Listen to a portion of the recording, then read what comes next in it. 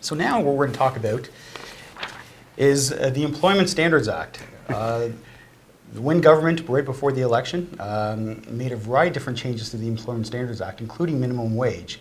And the Ford government, or Doug Ford, during the election, as part of their election platform, had different ideas about where that should go and what he would do if he was elected premier. He is now premier. And so what do you expect is going to change with respect to the Employment Standards Act and the changes made before the election? Absolutely. And people watching at home, they probably remember the minimum wage increase that took place. However, the legislation that actually introduced that was sweeping in scope. It introduced all sorts of changes to the Employment Standards Act. It also introduced all sorts of changes to the Labor Relations Act. And those changes were staggered in that some of the changes have come into effect.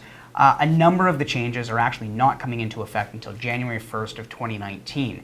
So employers have already felt this impact in some ways from this legislation that came into place, and there's still more to come.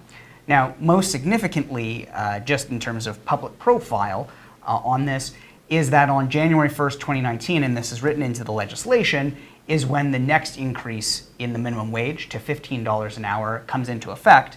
And we know from the Ford government's election promises that they're intending to ensure that the increase in the minimum wage stops at 14, where it currently is.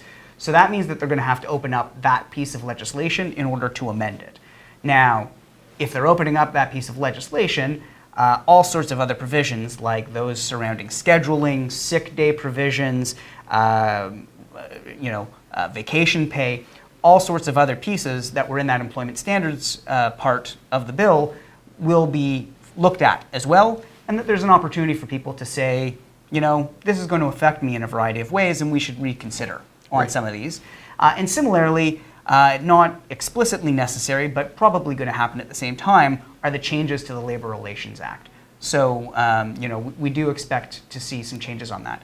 And really on the health side, there were some changes, some explicit impacts as well that would be felt by some of these changes. Well, absolutely. I think across the board, and healthcare is not excluded at all. There's a variety of different employers, whether it's community healthcare providers, whether it's lab providers, pharmacies, even within hospitals. There were people who worked for less than minimum wage and who were bumped up. And of course that causes compression issues. So those who were just above $14 were all of a sudden also looking to see, although it wasn't mandated, also were looking for raises as well. So it created a significant amount of pressures from that perspective, but also scheduling. And I know that there was some minor changes made right before the passage of the legislation.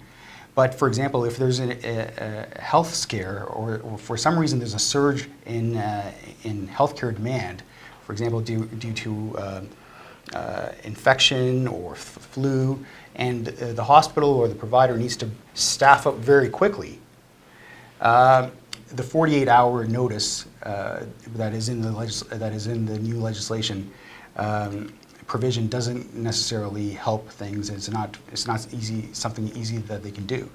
So there's a variety of different pieces there that while there was some changes made, that once you open up an act, you can imagine a situation where a variety of different groups are going to be asking for different things. Mm-hmm.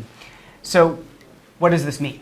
And again, much like with the cannabis legislation or regulations that are going to be coming out, this is going to impact all sorts of businesses. And when Bill 148, which was the piece of legislation that introduced these changes, was passed, it did receive a fair amount of opposition in a variety of quarters, but it was not all necessarily vocal as we might expect it to have been, and it wasn't necessarily as focused on the other issues other than the minimum wage. We know the minimum wage is going to be dealt with. The question becomes, does the government deal with some of these other, what we know are pain points, frankly, for employers? So it's really important, if employers are looking to get some of these dealt with, that they take actions to make sure that their concerns are known, so that when this legislation is opened up, they have the opportunity to address those.